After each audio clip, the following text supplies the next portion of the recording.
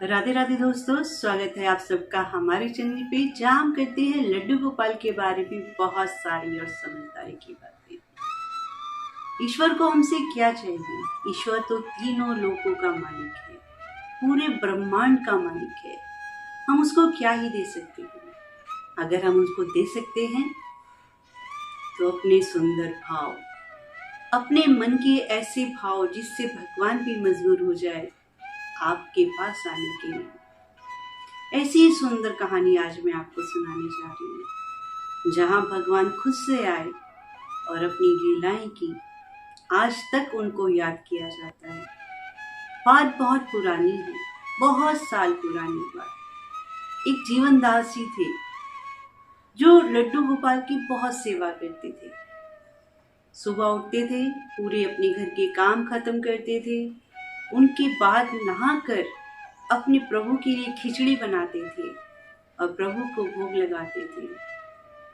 कभी खिचड़ी बनाते, कभी खलवा बनाते, कभी खीर बनाते, लेकिन बिना नहाए धोए वो ये काम नहीं करते थे। जीवनदास के यहाँ एक पुत्री हुई। पुत्री बहुत सुंदर, बहुत सुशील।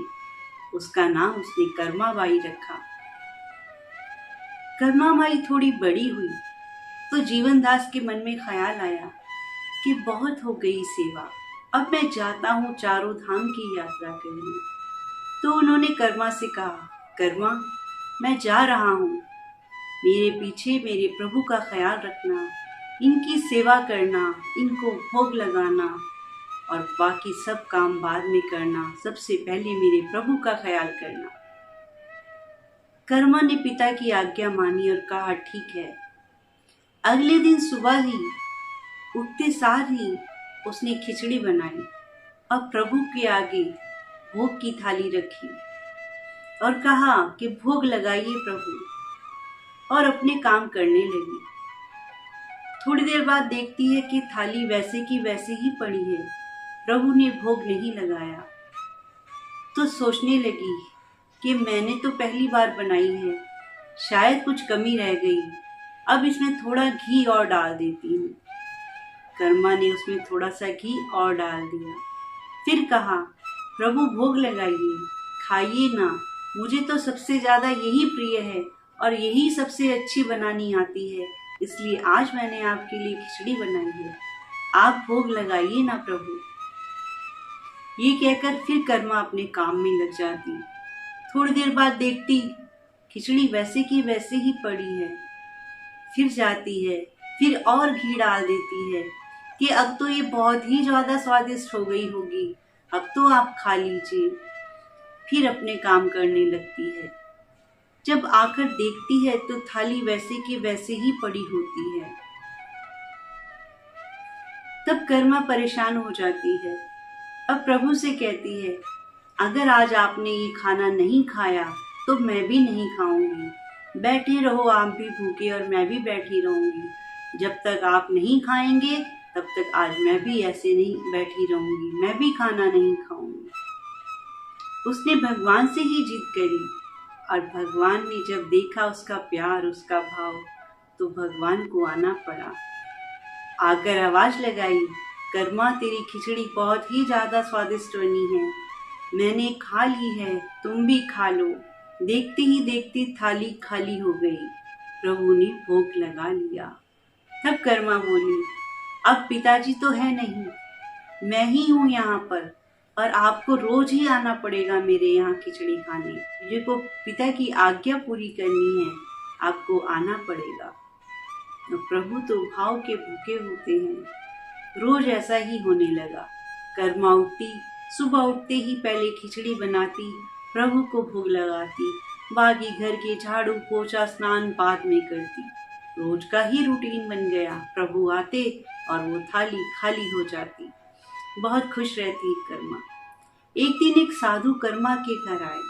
उन्होंने देखा कि ये कैसे सेवा कर रही है, ना इसने स्नान किया, ना इसने घर में सफाई की और सुबह उठते ही प्रभु को भोग लगाने लगी, ये तो सही नहीं है।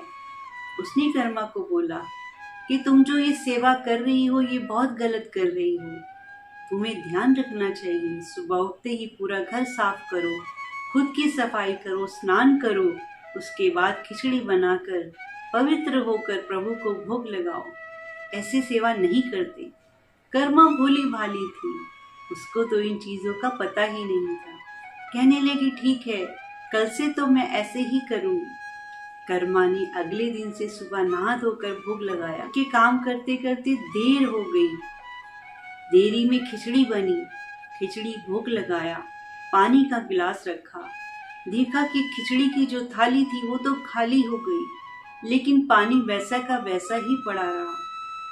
उधर मंदिर में जब पुरी में द्वार खोले गए तो प्रभु के मुख पर खिचड़ी लगी थी। यह देखकर वहां के पंडित जी जो थे वो कहने लगे कि हमने तो भोग भी नहीं लगाया, ये खिचड़ी कैसे लगी है प्रभु के मुख पर। सोचने लगे कि ये कैसे हुआ।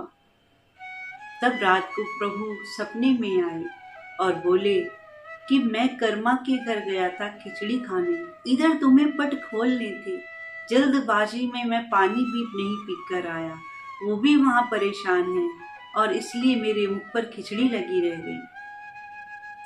और उसको वहां कोई साधु आकर बोल गया है कि तुम पूरा स्नान कर कर सफाई कर कर भोग लगाया करो। अब मैं देरी से गया, देरी से खाना खाया, पानी भी नहीं पिया और मैं जल्दबाजी में यहाँ आ गया। जब पंडित जी ने यह सपन देखा तो उन्होंने खोज की कि यहाँ कौन सा साधु आया हुआ है जो कर्मा के घर पहुंचा था।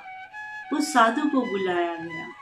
उसको कहा गया कि प्रभु को कर्मा बाई से बहुत प्यार है, वो वहाँ खिचड़ी खाने जाते हैं, वो उनकी अनन्य भक्त है और प्रभु भी उससे बहुत प्यार करते हैं।